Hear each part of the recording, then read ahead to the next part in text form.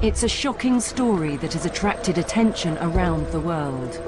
There were so many victims of Joseph Fritzl's house of horrors. His daughter Elisabeth, the 3 children incarcerated with her, Kirsten, Stefan and Felix, and the baby Michael who died. And Lisa, Monica and Alexander, snatched from their mother as babies to live a lie upstairs. The family is now reunited in a psychiatric hospital outside Amstetten. Together with the grandmother, they are starting the long process of recovery from their horrific past. It is very amazing to watch the family because they behave like a normal family. I think there are lots of things which have been reported badly or wrongly. I mean, first, the children speak normal German. They communicate as anybody does. They walk as anybody does. And also what has been reported about Elisabeth. I mean, she's a normally looking woman, very attractive person. If you meet her and if you see her, you know, the most important point right now is that she has the feeling that the kids are happy, that they feel comfortable, and that gives her, I would say, the best relief. Since Elisabeth Fritzl was imprisoned 24 years ago, much has changed, but she retains a basic knowledge of the world. Elisabeth wird sozusagen wieder herausgeführt. Elizabeth, let's say, is led back out into a world that she once knew, in which she can remember, and which she has seen reflected on television. The others, the children, will be led out and will have to be taught how to live. And those senses that weren't stimulated downstairs will have to be stimulated. For example, rain makes a swishing sound. You can hear how the wind rustles the leaves in the trees. And when you go for a walk in the woods on a rainy day, the earth gives off a certain scent. So all sorts of completely new sensations hit you. Sensationen, die völlig neu einströmen.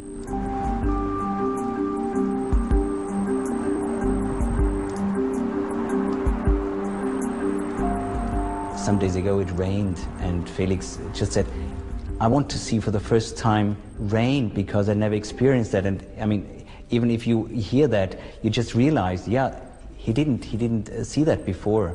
So I think he still has lots of things to experience. But ordinary life is still not possible. The international interest in the case is such that the family cannot leave the hospital in which they are recovering. It's rumoured that the first photo of them is worth $1 million. Effectively, they are still in prison. They cannot go outside because there are lots of paparazzi who want to take photographs. So this is something which gives them, again, the feeling of being captured. It's very difficult right now for Alex, Lisa and Monica, who lived together with the grandma upstairs. They cannot see their friends, they cannot meet their classmates, they even miss school. And this is something which is very hard for them. And they are just asking, when can they meet them again, when they can go to school again. And we all hope that this will happen pretty soon, because they have to have their normal life again. The man responsible for all this sits in a real prison, 40 miles away.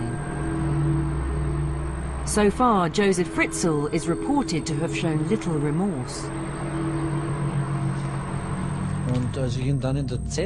When I met him again in his cell, I said, "It was you, Herr Fritzl? I'm appalled by you. How can anyone do such a thing?" To which he replied, "I'm very, very sorry for my family, but it cannot be undone." I replied, "You should have thought about that earlier." Fritzl is said to be angered by the coverage of his own case. He dictated a statement to his lawyer denying being a monster. He says he was kind to his family. He could have killed them and didn't.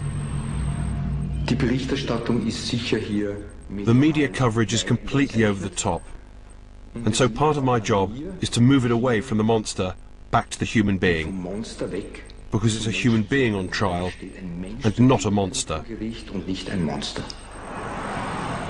With Fritzl in prison, questions are now being asked about who else is to blame. In Amstetten, the local authorities have been accused of failings, accusations they strenuously deny. Herr Fritzl ein Patriarch war, sehr autoritär. Herr Fritzl was a patriarch, very authoritarian, so certain areas in his house were exclusively for his use. But why would this lead to suspicions there was a second family being kept down there?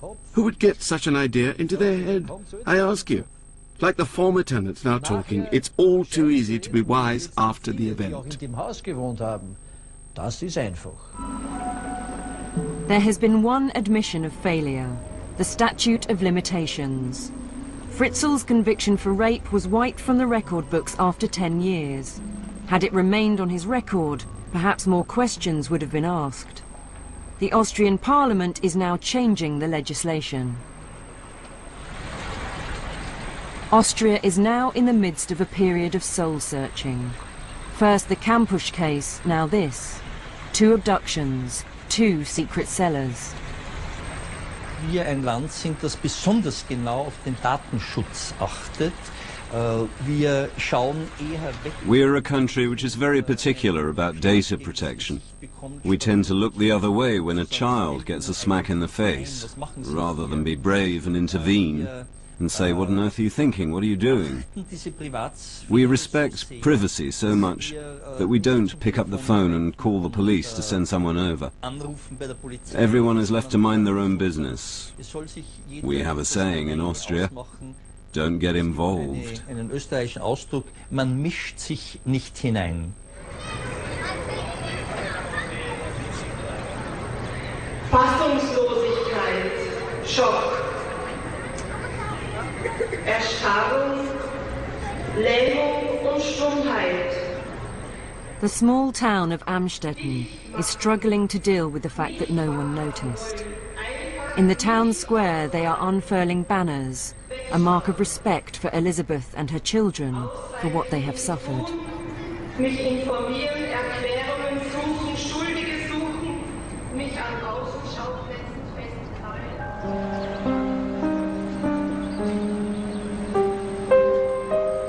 It was this outpouring of public sentiment that triggered a response from the Fritzl family. On display in a shop window in Amstetten, outlines of their handprints and messages of hope for the future.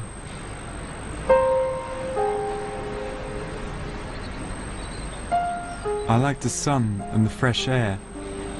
I want to run across a meadow. I want freedom and strength. Abuser, father, grandfather. The public prosecutor has still to decide whether Joseph Fritzl is fit to stand trial later this year.